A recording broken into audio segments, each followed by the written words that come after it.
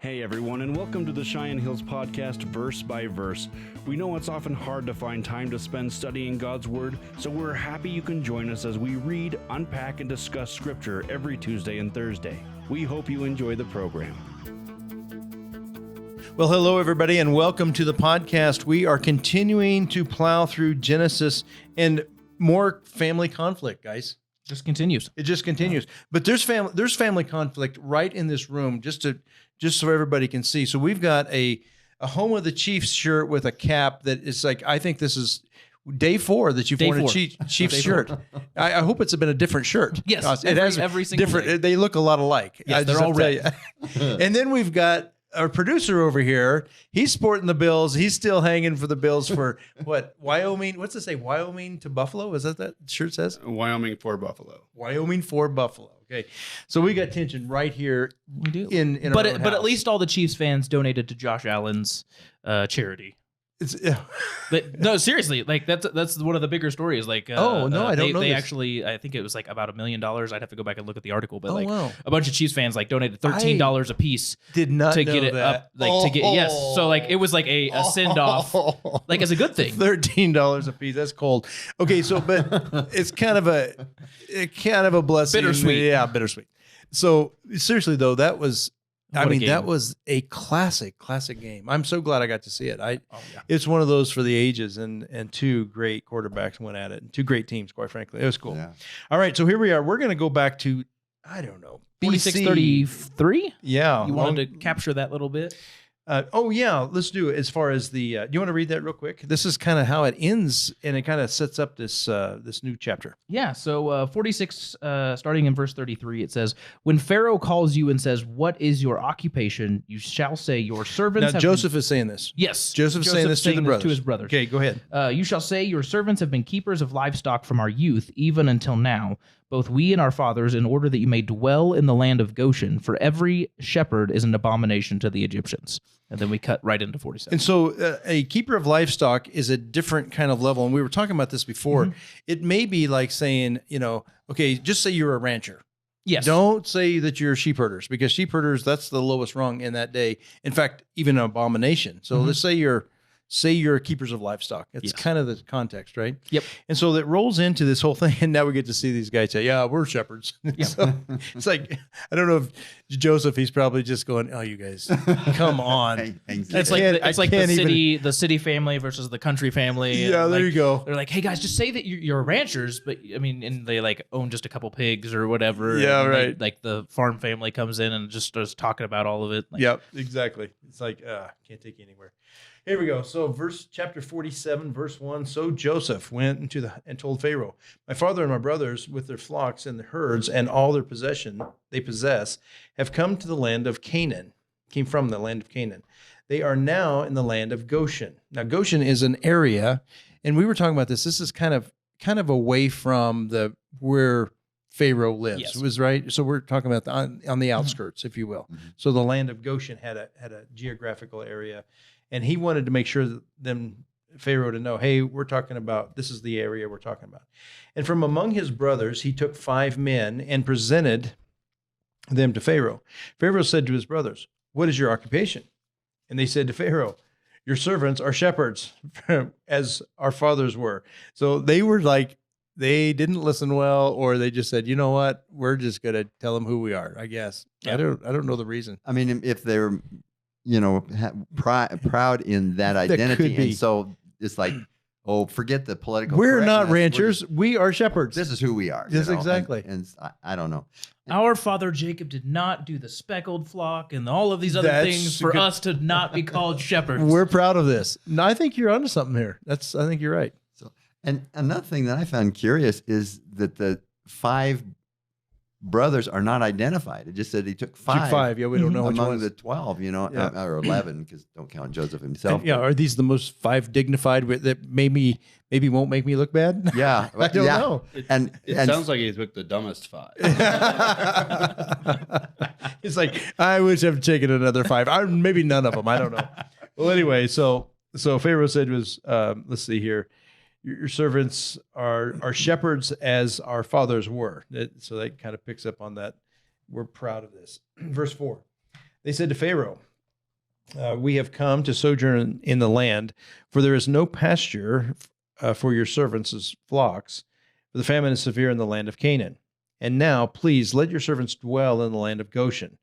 Then Pharaoh said to Joseph, your father and your brothers have come to you. The land of Egypt is before you. Settle your father and your brothers in the best of the land. Let them settle in the land of Goshen. And if you know any able men among them, put them in charge of my livestock. So, boy, I think Joseph really underestimated Pharaoh here, Pharaoh's grace. I think he was really afraid. It's like, I'm afraid they're going to see that we're country bumpkins or shepherds, whatever you want to call that. And Pharaoh says, man, if you got some skills. If you're this good at this, how great must they be with livestock? Right. No, that's good. I think there's some... His respect for Joseph and what Joseph had done.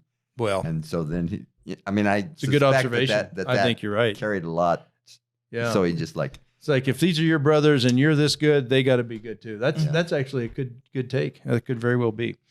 All right, verse 7 says, then Joseph brought in Jacob his father and stood him before Pharaoh. And Jacob blessed Pharaoh. And Pharaoh said to Jacob, how many are the days of the years of your life? And Jacob said to Pharaoh, the days of the years of my sojourning are 130 years. Few and evil have been the days of the years of my life, and they have not attained to the days of the years of the life of my fathers and the days of their sojourning. And Jacob blessed Pharaoh and went out from the presence of Pharaoh. And he went out from the presence of Pharaoh. Then Joseph settled his father and his brothers and gave them possession of the land of Egypt, in the best of the land, in the land of Ramses, as Pharaoh had commanded. Okay, so is Ramses a small...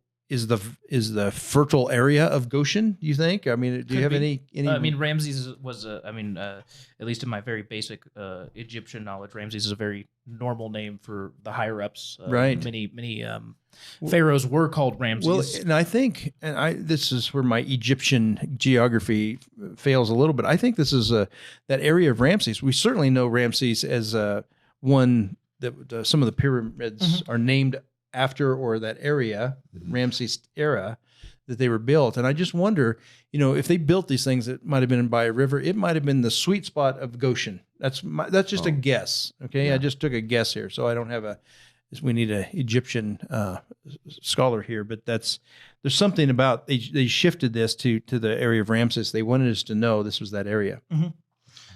I think what pointing into the fact is and we always like to think that, the lifespan of people in those days just wasn't that great. But I think what we do see here is God's just blessing on those who are following him. Because Jacob did have a hard life. I mean, we pick up the story, and he's clawing out of the womb, holding on to Esau, and then his mom and dad are fighting over the brothers, and his mom sends him away, and then for 14 years he's fighting just to get the wife that he wants, and then he is arguing with Laban. Then he has to come back and wrestle God, and then be terrified of Esau, and then now he's just had all of this other stuff happen since then. Yeah. And so, when he describes his life, he's like, "Yeah, I've lived for 130 years," and a lot of us might be like, "Well, that's cool." But what I think is interesting is we get a lot of Jacob's story. Mm-hmm. Oh, yeah. The wrestling with God. I mean, they call it the Jacob cycle. In other words, it's kind of a story within the story of Genesis. It's just about Jacob and his life. And you talk about a life map. We get a lot of detail of his life spelled out here. I think it's interesting. Go ahead. Yeah. Well, and another trauma that he had in his life was having his daughter raped. Wasn't Dinah? Mm-hmm. Oh, yeah. With that, and that whole episode, then when his sons go in and slaughter all the people that did that, or the son and his family that committed that crime. So there was a lot. I mean, as you mentioned, Austin, just a lot of stuff. I mean, we get for Jacob, he gets just under 50% of the book of Genesis. That's a good. He starts when Isaac's eyes were old, and so he was alive before 27. But in 27 is where we get that blessing and that whole story. And so here we are, 20 chapters later. And it's still not completely wrapped up with Jacob. Yeah, so he gets just under 50%. That's true. So Good observation. I have a question about that. I was wondering about the word evil when he uses that, because first of all, when I read this earlier, I thought, like, that's a little bit ungrateful. Like, God, every step of the way, when you had trouble, God pulled you out of the fire, even though you did a lot of stuff in kind of nasty, backward ways. So I kind of wondered, is it less, is the word evil mean they were bad years, or does it mean he spent a lot of time, like, not living so well? Or being, like, I had evil years before? Well, I think it would be few and evil have been the days of the years of my life. I would like to unpack that. I wonder if he means that I haven't had a lot of evil years, but there's been some. Well, I think it ties right into Ecclesiastes, where we're at right now for our sermon series, actually, because, I mean, Solomon, at the very end in chapter 12, he's like, remember the God of your youth for when the days of evil come upon you. And the days of evil there is not like, oh my gosh, you're going to experience just terrible calamity. It's actually that you're going to get old. You're going to have all of these. And then he goes through and talks about how your body's going to fail and all of these things. And that's why. Yeah. So it could be either or. It could be I've just had terrible things happen to me, or it could just be like, I've had a really hard life, which is a lot of what Solomon says. Like, your life's going to be hard. Yeah. And so he may be just summing that up. Yeah, that could very well be. And it has been. We've walked with Joseph here for 20 chapters, and it's like, wow, there's drama on every page, isn't there? It's just amazing. Yeah.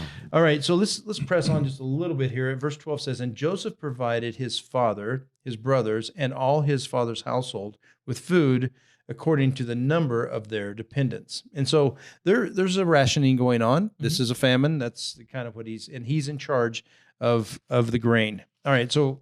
And I find it really interesting that they're settling in this land that would be good for their cattle or their sheep, and yet the rest of the land is famine.